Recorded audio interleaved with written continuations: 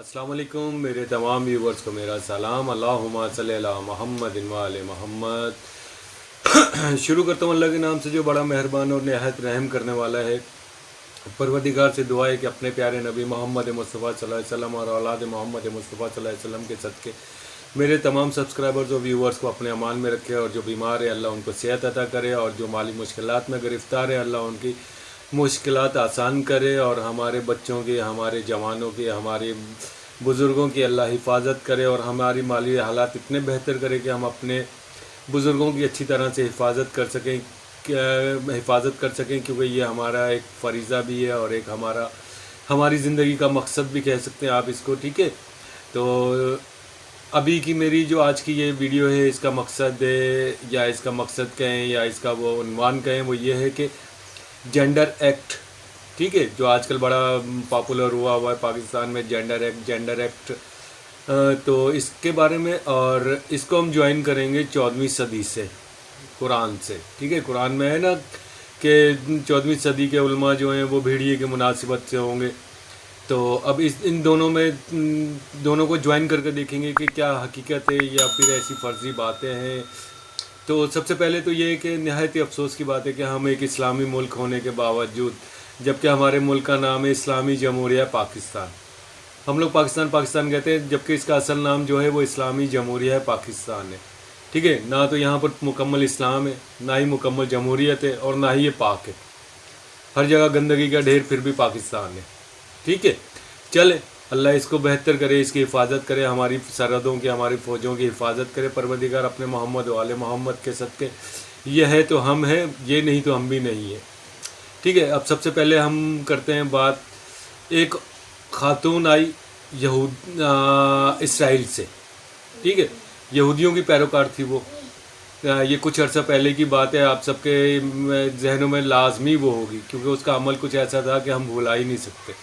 ठीक है, एक खातून आती है वहाँ से, अरब के रास्ते आती है वो पाकिस्तान में, और पाकिस्तान में भी कहाँ, पाकिस्तान के दिल लाहौर में, जहाँ ज़िंदा दिल लाहौरी जिनको कहा जाता है, वहाँ पर आई। वहाँ आकर उसने अपने आप को न्यूट किया, कपड़े उतारे, और खड़ी होगी चौक के ऊपर के मेरा जिस्म मेरी मर्ज़ी। ठीक है, नंबर 1 ये जहन में रखिएगा। पहली जो बात है वो ये है कि एक मोहतरमा आती है, रोड के ऊपर खड़ी हो जाती है, अपने आप को न्यूट करती है, और खड़ी होकर आने जाने वालों को गालियाँ देती है माँ बहन की, और उसके बावजूद हमारे उलमा कुछ नहीं करते।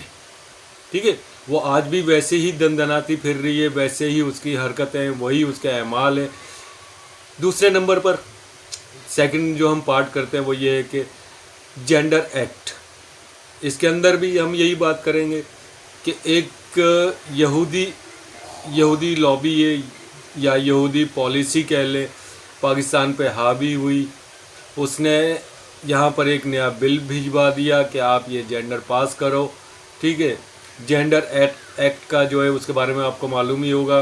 मुख्तसर यानी हिडन अल्फाज में बात करूँगा, क्योंकि ये मेरी जो वीडियो है बच्चे भी देखते हैं, तो छुपे अल्फाज में बात करना बेहतर है। तो अब इस एक्ट में क्या है कि आप हर तरह से आज़ाद हैं। ठीक है, अब इसमें कुरान ने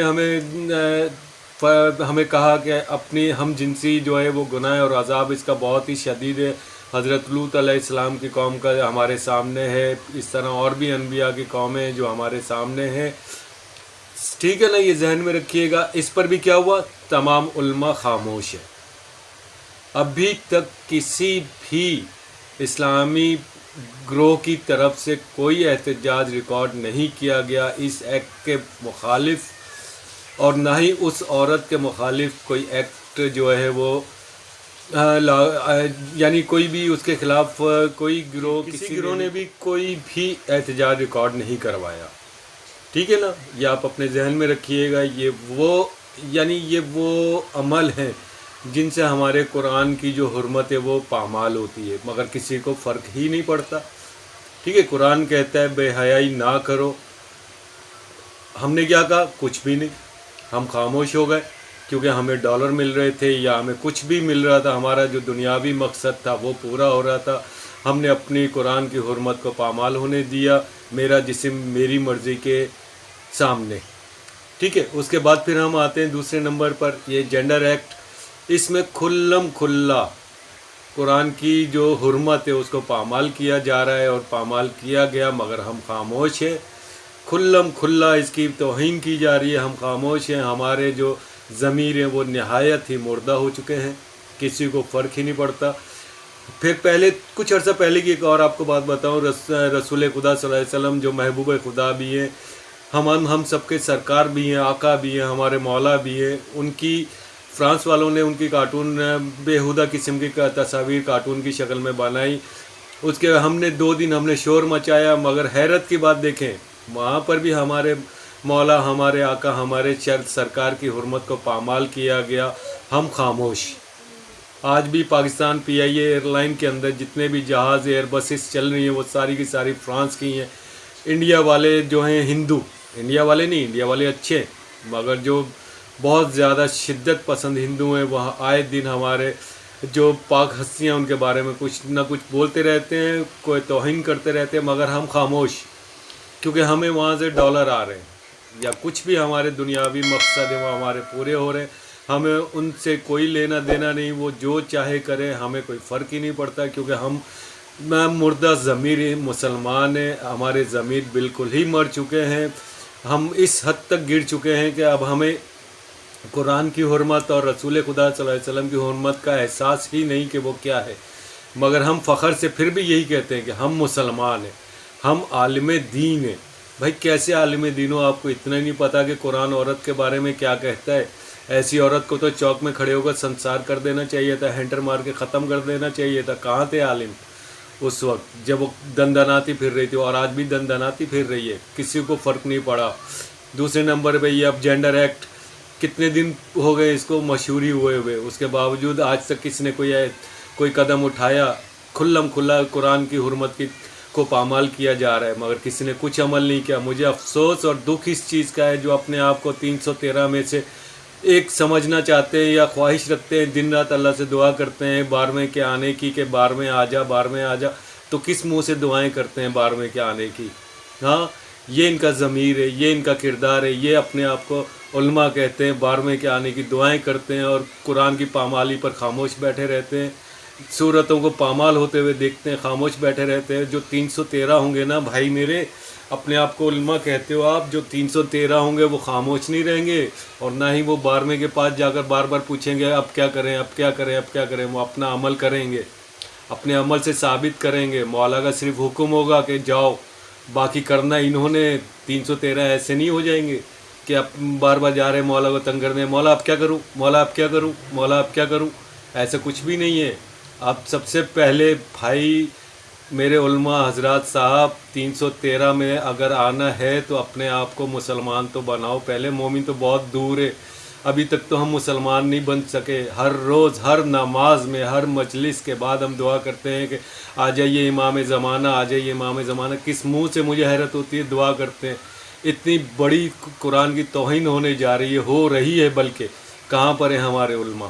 ان کو اتنا بھی احساس نہیں کہ یہ کس کی بات کر رہے ہیں، کس چیز کے اوپر یہ احتجاج کرنے جا رہے ہیں. ان کو اتنا نہیں احساس، نہ اتنا علم ہے کہ کیا کر رہے ہیں ہم 313 میں آنا ہے بس. دن میں یہی خواہش ہے کہ مولا ہمیں اپنی فوج کا حصہ بنا لینا، مولا ہمیں اپنا ظہور دے دینا، مولا ہمیں اپنا دیدار دے دینا، مولا ہمارے گھر میں آ جانا. تو بھائی آپ عالم دین ہو، آپ کی ذمہ داری ہے ایسی چیزوں کے اوپر رکاوٹ کھڑی کرنا. قرآن کے وارث ایسے نہیں کہہ دیا اہل بیت کو. قرآن کے وارث اس لیے کہا گیا اہل بیت کو کیونکہ وہ حفاظت کرنے والے ہیں. تو کرو نا حفاظت، سید ہو، جا کے حفاظت کرو. کیوں نہیں حفاظت کرتے؟ زیادہ زیادہ کیا ہوگا، موت آئے گی نا، وہ تو آنی ہے. آج تک کوئی ایسا سید بتا دیں آپ لوگ جو شہید نہ ہوا ہو. رسول خدا سے لے کر آج تک جتنے بھی سید ہوں، سید ٹھیک ہے، مذاق والا سید نہیں، یا جو چوڑے اٹھ کر اپنے آپ کو سید بناتے ہیں، میں ان کی بات نہیں کر رہا ہوں، میں سید کی بات کر رہا ہوں.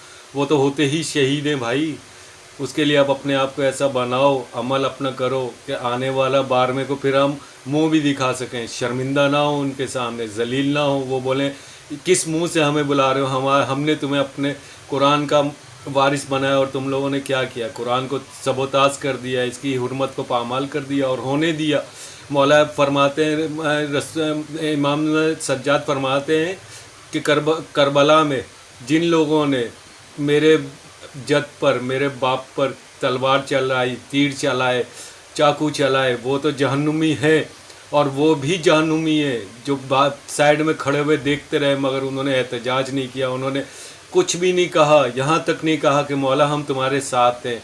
वो भी जहन्नुमी है। किसी ने शिमर को ये अगर बोल देता कि शिमर नहीं मार, तो वो भी खुदा की कसम जन्नत में चला जाता, कोई भी वहाँ नहीं था। और उनके लिए मौला सज्जाद फरमाते हैं कि ये सब जहन्नुमी है, सब उस जुल्म के शरीक हैं, इन सब को बारहवें ने खड़ा करके काटना है। तो आज वही हो रहा है। उलमा हजरात साहब, आपको भी काटा जाएगा, आप परेशान नहीं हो। जब आप कुरान की हुर्मत नहीं रख सकते तो अहले बैत की क्या हुर्मत रखोगे आप लोग।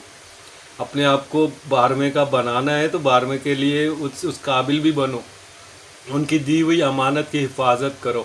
ये एक्ट क्या चीज़ है, मुझे तो कोई समझ नहीं आती क्या है ये खुल्लम खुल्ला कुरान की हुर्मत को पामाल करना है। ये एक यहूदी लॉबी है, ठीक है। आप अपने आप को मैं अगर तैयार करना है बारहवें के लिए तो ये बेहतरीन रास्ता है। ना हमने रसूल खुदा की हुर्मत को पामाल होने से बचा सके। आज भी जिस मुल्क का दिल चाहता है, जिसका दिल चाहता है, उनकी हुर्मत पामाल कर देते हैं। हम खामोश रहते हैं कि हम मजबूर हैं। एटम बम हमारे पास होते हुए हम मजबूर हैं। हैरत की बात है यार, या तो मर जाओ या मार दो। रसूल तो ये कहते हैं, अगर मेरी मोहब्बत है, मुझसे मोहब्बत है, मेरे अहले बैत से मोहब्बत है, मेरे दीन से मोहब्बत है, मेरे कुरान से मोहब्बत है, मेरे असहाब रसूल खुदा से मोहब्बत है, मेरे असहाब आइम्मा तारीन अलैहिस्सलाम से मोहब्बत है, तो भाई आप अपने आप को मरने मारने के लिए तैयार रखो। एटम बम आपके मुल्क में सबसे पहले यहाँ पर जहाँ तक मैंने सुना है कि पाकिस्तान में बेहतरीन किस्म के एटम बम में, तो भाई आप उनको किस लिए बना रहे हो? फुलझड़ियाँ बनानी है शादियों में सियासतदानों के बच्चों की, या क्या करना है? आप अपने नबी की हुर्मत नहीं बचा सकते तो ऐसे एटम बम पे लानत नहीं है, या ऐसा मुल्क होने पर लानत नहीं है कि एटम बम में उसके बावजूद हम अपने नबी की हुर्मत ना बचा सकें, उनके हक़ में खड़े ना हो सकें।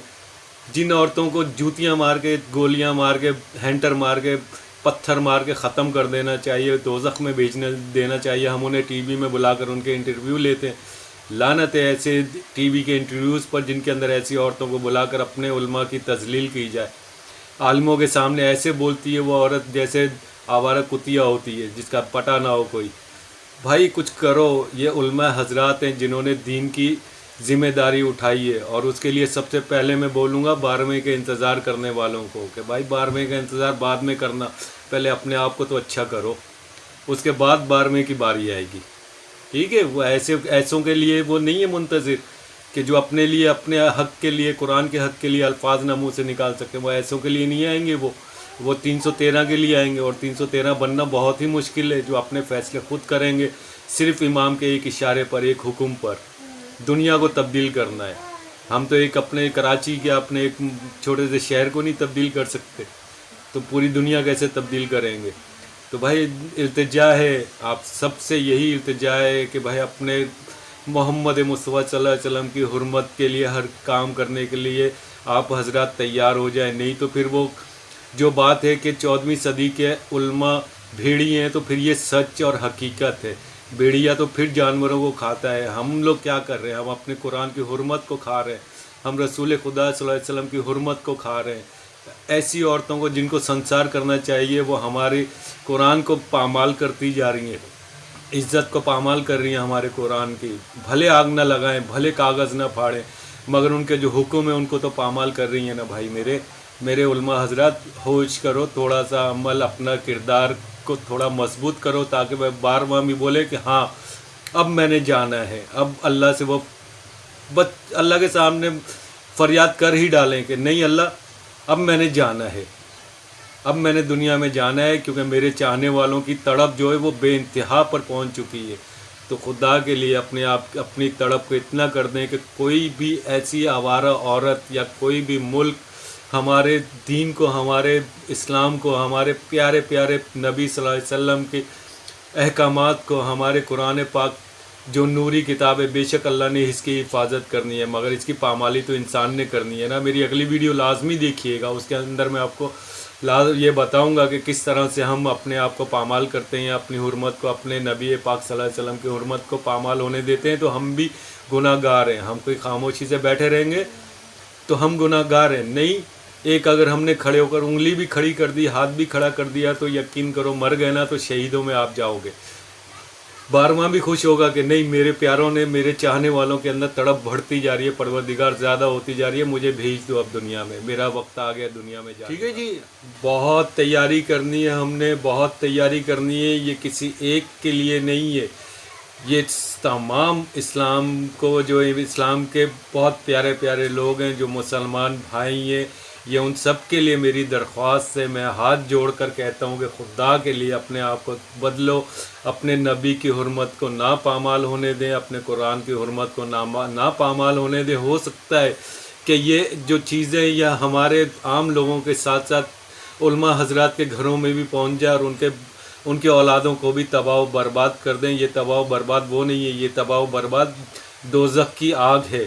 ٹھیک ہے، اب میں بائبل کی بات کروں، توریت کی بات کروں، زبور کی بات کروں یا قرآن پاک کی بات کروں، تو سب میں موجود ہے کہ آخری وقت میں حضرت عیسیٰ علیہ السلام آئیں گے اور امام مہدی آخر الزمان آئیں گے، آخری زمانے کے امام آئیں گے، جو حق اور باطل کی جنگ کریں گے، اللہ کی فوج میں جو شامل ہوں گے، جو سپہ سالار ہوں گے، جو سردار ہوں گے، جو سرکار ہوں گے، ہمارے امام مہدی آخر الزمان علیہ السلام ہوں گے، اور حضرت عیسیٰ علیہ السلام ان کے پیچھے نماز پڑھیں گے۔ خدا کے لیے علماء حضرات اپنے آپ کو 12ویں کے لیے، ہمارے امام زمانہ کے لیے تیار کریں، تاکہ ہماری اگر ابھی نہ آئے مولا تو بعد میں آئے، تو کم از کم ہماری اولادیں ایک دوسرے کے ساتھ ہم جنسی نہ کر رہے ہوں، ہمارے مولا کو شرمندگی نہ ہو کہ ہمیں بلانے والے کس راستے پر چل رہے ہیں، جس پر تو لوط علیہ السلام کی قوم کو سنسار کر کے، برباد کر کے، زلزلے دے کر مار دیا تھا، کہ یہ نہ ہو کہ ہمارے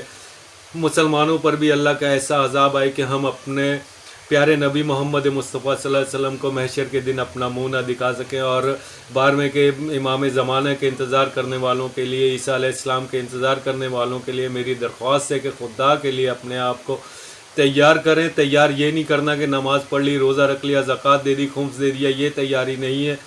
اصل تیاری یہ ہے کہ جو نبی پاک نے بھی فرمایا کہ مجھ سے محبت کرو، میں تم سے رسالت کا اجر رسالت اگر چاہتا ہوں تو وہ یہ کہ میرے اہل بیت سے محبت کرو، میرے قرآن سے محبت کرو۔ تو خدا کے لیے اہل بیت سے اور محمد مصطفیٰ صلی اللہ علیہ وسلم کی حرمت کے لیے، قرآن پاک کی حرمت کے لیے تیار ہو جاؤ، اسے پامال نہ ہونے دو۔ کتیات صرف جو عورتیں ہیں وہ حرمت کو پامال کر رہی ہے اور ہم خاموش ہو کر بیٹھے ہوئے ہیں۔ میں اپنے علماء حضرات سے، 12ویں کے انتظار کرنے والوں سے درخواست کرتا ہوں کہ خدا کے لیے اپنے آپ کو تیار کرو، بھلے آپ گنتی میں 4 ہو، مگر مولا حسین اکیلے تھے، آج بھی اکیلے ہیں، کیونکہ ایسی وارداتیں، ایسے گھنونے کام ہونے کا مطلب ہے کہ حسین کل بھی اکیلا تھا، آج بھی حسین اکیلا ہے، کوئی بھی نہیں ہے کہ جو ان کی عزت کو بچا سکے، ان کے قرآن کو بچا سکے، ان کے احکامات کو بچا سکے، کہ کھڑا ہوگا، کم از کم چوک پہ کھڑا ہوگا یہ بول سکے کہ مجھے یہ نامنظور ہے۔